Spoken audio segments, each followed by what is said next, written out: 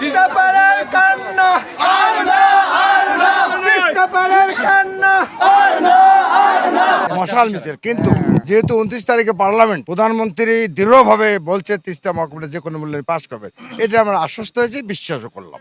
সেই জন্য আজকে তিস্তার মানুষ দীর্ঘদিন ধরে অন্ধকারে আছে, তারা হাতড়াচ্ছে। আজকে মশাল জ্বালিয়ে আলো দিয়ে তাদের জানালাম আমরা আলোর মধ্যে আসতেছি, আমরা আর অন্ধকারে থাকবো না। প্রধানমন্ত্রী আমাদের আশ্বস্ত করছেন, তার উপর আমাদের গভীর বিশ্বাস। যেহেতু তারা তা ভোটে নির্বাচিত এবং বিরোধী দল উনিও অভিনন্দন আছে, আমরা সে কথাটা বিশ্বাস করিয়া আচ্ছা তিস্তাবাসী এলাকায় সমস্ত এলাকায় আলো জ্বালাইলাম, আমরা আলোর মধ্যে আসতেছি, আমাদের কাজ হয়ে যাবে। মাননীয় প্রধানমন্ত্রী তার সংসদে উনি একটু তিস্তাবাসী উত্তর অঞ্চলের জন্য একটু আশ্বাস করেছিলেন।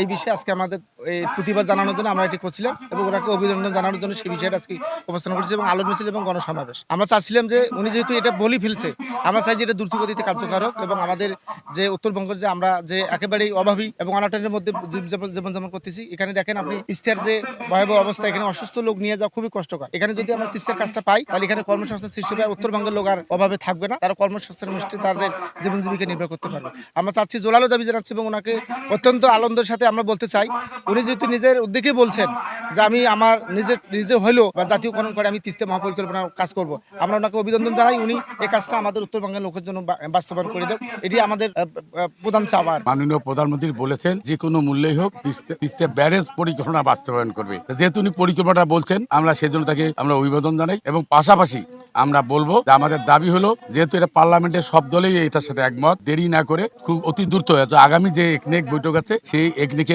পাস করুক এবং এখানে আমাদের যে বরাদ্দ সেই বরাদ্দর ভাগটা করে দিয়ে তিস্তা মহাপরিকল্পনার কাজটা শুরু করে দেব। এবং আমরা এটাও ব্যারেজ দিতে চাই, ব্যারেজ পরিকল্পনার কাছে আমরা ব্যারেজের আমাদের মনে হয় না তিস্তায় কোনো নতুন করে ব্যারেজের প্রয়োজন। ব্যারেজ একটা আছেই, যদি ওইটাকে সম্প্রসারণ করা যায়, পানি যদি থাকে সম্প্রসারণ করা যায়, তিস্তার দুই তীরে একেবারে সুন্দরগঞ্জ এবং উলিপুর পর্যন্ত সবখানে পানি দেওয়া, পানি থাকলে ব্যারেজ সম্প্রসারণ করা সম্ভব। নতুন করে ব্যারেজ নির্মাণ করার দরকার নেই। ব্যারেজ নির্মাণ করলে আমাদের যে পরিকল্পনার 3টি নৌ টার্মিনালের কথা বলা আছে, ডালিয়া থেকে কাউনিয়া এবং হরিপুর পর্যন্ত এই নতুন এই টার্মিনালগুলো বন্ধ হয়ে যাবে, নৌ চলাচলটা আমাদের দেশের বন্ধ হয়ে যাবে, বিঘ্নিত হবে। সেক্ষেত্রে আমরা বলবো নতুন করে আমরা ব্যারেজ চাচ্ছি না, আমরা তিস্তা চাচ্ছি এবং ওই ব্যারেজটাকে যেন ভবিষ্যতে যে পানি পায় সম্প্রসারণ করা হোক, এটি আমরা চাচ্ছি।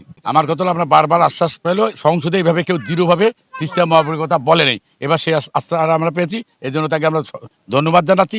পাশাপাশি আমরা চাই, যেহেতু সবাই আমরা একমত, সেক্ষেত্রে দেরি না করে আমাদের একনেকে পাস করে এটা আমরা মানে আমাদের বারবার চুন খেয়ে মুখ পোড়া গেছে, আমাদের দই কেউ বিশ্বাস পাচ্ছি না, সেই বিশ্বাসটা তার কাছে আমরা চাচ্ছি। এবং তিনি যেহেতু চীন থেকে ঘুরিয়েছিলেন, অনেকে তিস্তা পরে মানুষ মনে করতেন যে চীনের সাথে নিশ্চয়ই কিছু একটা ফয়সালা হয়ে গেছে, যদি তাই হয়ে থাকে তিনি সে কাজটি কেন দেরি করবেন সেটিও আমাদের প্রত্যাশা।